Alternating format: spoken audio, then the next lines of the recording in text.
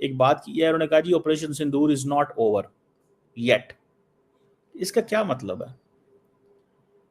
क्या इंडिया, ये वही स्टेटमेंट है जो प्राइम मिनिस्टर मोदी ने दी थी? खबर के मुताबिक भारत ने सिलीगुड़ी कॉरिडोर, जो कि इसके शिमाल मशरक में है, वहाँ पे इजाफी दिफाई साजो सामान बशमूल राफेल जेट्स और S-400 एंटी मिसाइल सिस्टम। ये वही स्टेटमेंट है, और वो कह रहे हैं कि हम लंबे अच्छा, आज जो सीडीएस बात कर रहे हैं वो बड़ी इंटरेस्टिंग है।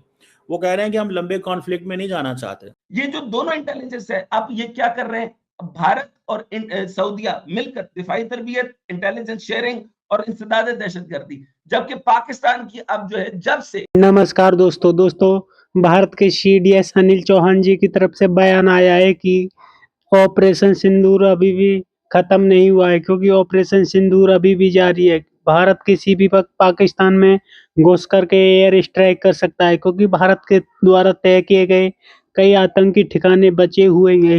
यही कारण है कि भारत किसी भी वक्त उन ठिकानों को भी नष्ट कर सकता है। जिस तरह से इंडियन आर्मी ने पाकिस्तान को घुटने टेकने पर मजबूर किया था, उसके बाद से ही पाकिस्तानी काफी ज्यादा इस वक्त डरे हुए हैं। ठीक है ना जी। और इसमें ये भी है कि एक्सपेंडिचर्स होते हैं, डिस्ट्रप्शंस होती हैं,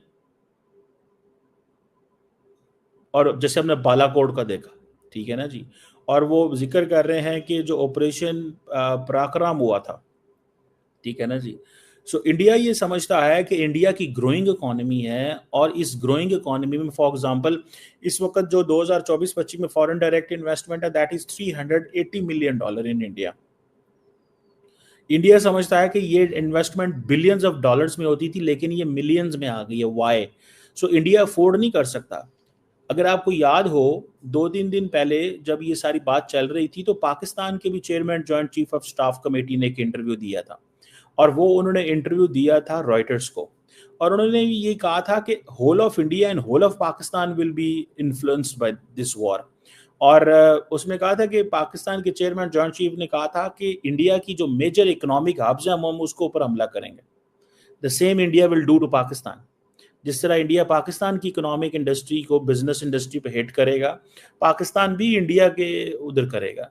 सो I think that is where this is the most important thing जिसको मैं समझता हूँ कि वन मस्ट अंडरस्टैंड।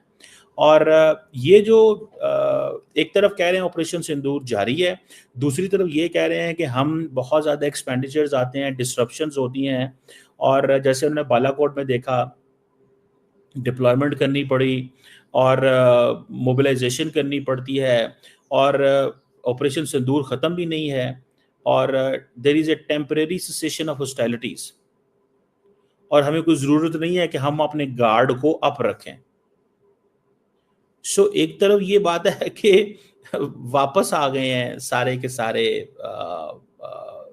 जो हैं, क्या नाम है उसका, जो जो मिलिट्री ऑफिशियल्स। अगर आपको याद हो कि पाकिस्तान के चेयरमैन जॉइंट चीफ ने कहा था कि इंडिया और Pakistan forces have gone back to pre 22 April. तो अगर प्री 2 अप्रैल पे हैं, तो ये वही बात कर रहे हैं चेयरमैन जो सीडीएस चौहान साहब हैं। वो कह रहे हैं कि there is no need that we should keep the guard up. Guard up को रखने की कोई जरूरत नहीं है, क्योंकि उससे एक्सपेंसेस होते हैं। सो वो पाकिस्तान की साइड पे ये कह रहे हैं कि जनाब उनको बड़ा नुकसान हुआ है, ये हुआ है, वो हुआ है, एंड ऑल दैट। इसीलिए उन्होंने फ़ोन उठाया और पाकिस्तान को कॉल की। देखें ये, अब देखें ये जो वो बात है जो पाकिस्तान जिस पे खामोश है। पाकिस्तान किस बात पे खामोश है? क्योंकि अमेरिकन ने ये सीज फायर कराया।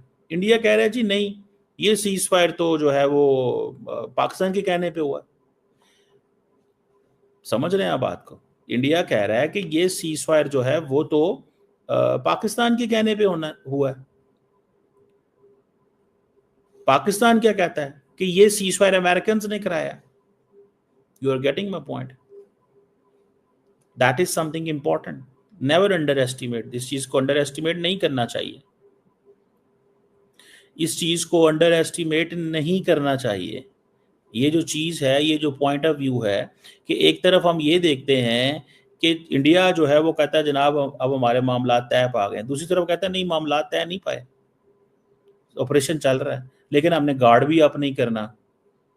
वो एक कन्वर्सेशन है फ्यूचर वॉर्स एंड वॉरफेयर के ऊपर, एक पुणे यूनिवर्सिटी के अंदर खिताब कर रहे थे और ऑपरेशन सिंदूर के ऊपर कि जी ये जो गवर्नमेंट की पोजीशन है कि स्टेट स्पॉन्सर टेररिज्म को हम अफोर्ड नहीं कर सकते, ये नहीं कर सकते, वो नहीं कर सकते, जो एक इंडिया की खैर अप्रोच है इस हवाले से, जो इंडिया की अप्रोच इस हवाले से है। So in my assessment that is very important to understand this, that the government of India एक तरफ कह रही है कि ऑपरेशन सिंदूर चल रहा है, दूसरी तरफ कह रही है फौजें वापस चली गई हैं, तीसरी तरफ कह रही है खर्चा बहुत होना है, चौथी तरफ ये कह रहे हैं कि पाकिस्तानी जो है वो अपना लॉसेस उनके बहुत हो रहे हैं, पांचवी तरफ वो उन्होंने डेलीगेशन भेजे हुए थे, कुछ डेलीगेशन उनके वापस आ गए हैं। But there is so much going on, there is so much disruption, frankly speaking, disruption in the field of in every field, her field में आपको डिसरप्शन नजर आएगी, आपको हर फील्ड में के अंदर डिसरप्शन नजर आएगी। So over disruption in the form of information भी है, जिसको CDS चौहान ने कहा था कि the 15% of the time of the Indian armed forces was wasted in what, fake news, नस्ब कर दिया है। अब जाहिर है इससे बड़ी तशवीश पैदा हुई कि पहली खबर बात तो यह है कि सिलीगुड़ी कॉरिडोर है क्या, इस पे अभी बात करेंगे, और दूसरा इससे भारत के अज़ाइम ज़ाहिर हो रहे हैं कि क्या पाकिस्तान पर हमलों के बाद पाकिस्तान के साथ 7 मई से 10 मई तक झड़प के बाद जिस मैंने सोचा कि क्यों ना इस हवाले से अपने दोस्तों के साथ शेयर किया जाए कि सिलीगुड़ी कॉरिडोर है क्या, इंडिया इसके हवाले से इतना सेंसिटिव क्यों हो गया है, और जो बिल्कुल ये कि बांग्लादेश से जुड़ा हुआ है और बांग्लादेश ही रास्ता फराहम करता है भारत की 7 शिमाल मशरकी रियासतों को। क्या अब भारत तैयारी कर रहा है कि पाकिस्तान के बाद अब बांग्लादेश के साथ कोई पंगा ले, उसके साथ कोई छेड़छाड़ करे? क्या भारत अब बांग्लादेश को, जिसके ताल्लुकात पाकिस्तान के साथ भी बेहतर हुए हैं और चीन के साथ भी बड़ी सरगर्मी देखने में आ रही है, तो बांग्लादेश को क्या भारत अपने मफादात के लिए चीन के मफादात के ख़िलाफ़ मैदान जंग के तौर पे इस्तेमाल करना चाहता है? तो ये चंद सवालात हैं जिनका आज हम जायज़ा लेंगे। 29 मई जैसे मैंने आपको बताया जी न्यूज़ नेटवर्क की वेबसाइट पे ये खबर आई कि सिलीगुड़ी कॉरिडोर में भारत ने अपने इजाफी जेट्स पहुंचा दिए हैं, वहाँ पे S-400 जो मिसाइल हैं वो भी नस्ब कर दिए हैं, और क्या अब कोई भारत वहाँ की तैयारी कर रहा है कोई जंगी कार्रवाई की? अभी इस बारे में कोई वाज़ेह तौर पे इशारा नहीं है, सिवाय इसके कि जी न्यूज़ की रिपोर्ट, चूँकि समझा जाता है कि इसको वज़ारत दिफा ब्रीफ करती होगी, तो उस रिपोर्ट में कहा गया है कि पाकिस्तान पर हमलों के बाद नई दिल्ली ने अब अपनी स्ट्रेटेजिक नज़रें मशरिक़ की तरफ मोड़ दी हैं।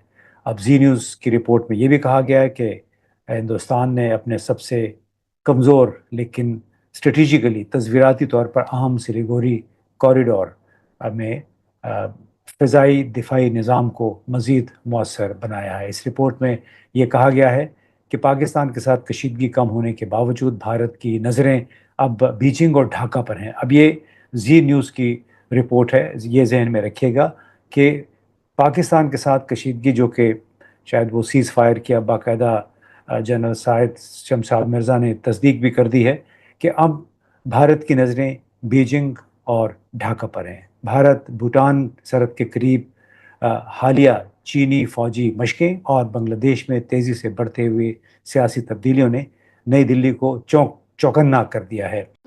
तो दोस्तों, भारत को 2 फ्रंट वार से तैयार रहना होगा, क्योंकि एक तरफ जहां बांग्लादेश भारत को आंखें दिखाने की कोशिश कर रहा है, क्योंकि बांग्लादेश पाकिस्तान के साथ पूरी तरीका से घुल मिल चुका है। यही कारण है कि बांग्लादेश लगातार भारत को आंख दिखाने की कोशिश कर रहा है, जिस पर भारत ने भी बांग्लादेश को मुंह तोड़ जवाब देते हुए सिलीगुड़ी कॉरिडोर पर S-400 और रफाल तैनात कर दिए गए हैं, जिससे पाकिस्तान भी काफ़ी ज़्यादा परेशान है, क्योंकि एक तरफ जहाँ बांग्लादेश की कोई औकात नहीं है, वो भी बीच में टांग अड़ाने की कोशिश कर रहा है। जिस तरह से भारत लगातार पाकिस्तान को मुंह तोड़ जवाब दे रहा है, उससे चाइना की काफ़ी ज़्यादा फटी पड़ी है, क्योंकि चाइनीज टेक्नोलॉजी द्वारा बने हथियार भारत भारत पर पाकिस्तान ने चलाए थे, लेकिन एक भी कामयाब नहीं हो सका। यही कारण है कि चाइना भी काफ़ी ज़्यादा डरा हुआ है। वो बांग्लादेश और पाकिस्तान को आगे कर रहा है, लेकिन खुद सामने नहीं आना चाह रहा। जिस तरह से भारत ने पाकिस्तान को घुटने टेकने पर मजबूर किया था, उसके बाद से पाकिस्तान की फ़ौज ने लगातार